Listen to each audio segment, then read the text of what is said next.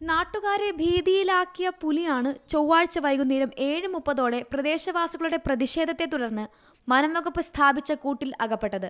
പ്രദേശത്ത് 3 മാസത്തിനിടെ നിരവധി വളർത്തുമൃഗങ്ങളെയാണ് പുലി കൊന്നത്. തുടർന്ന് പ്രദേശവാസികൾ പുലിയെ പിടികൂടണമെന്നാവശ്യപ്പെട്ട് ആക്ഷൻ കമ്മിറ്റി രൂപീകരിക്കുകയും സമരപരിപാടികൾക്ക് നേതൃത്വം നൽകുകയും ചെയ്തു. ഈ മാസം 8-ാം തീയതി വനംവകുപ്പ് പ്രദേശത്ത് സ്ഥാപിച്ച കൂട്ടിലാണ് പുലി കുടുങ്ങിയത്.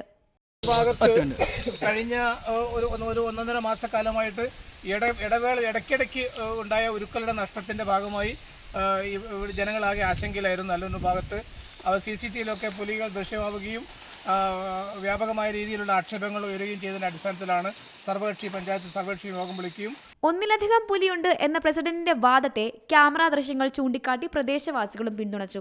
പുലി ഭീഷണിക്ക് താത്കാലിക അറുതിയായെങ്കിലും വളർത്തുമൃഗങ്ങൾക്ക് നേരെ ഇനിയും ആക്രമണങ്ങൾ ഉണ്ടായാൽ ശക്തമായ പ്രക്ഷോഭവുമായി രംഗത്തിറങ്ങാനാണ് നാട്ടുകാരുടെ തീരുമാനം.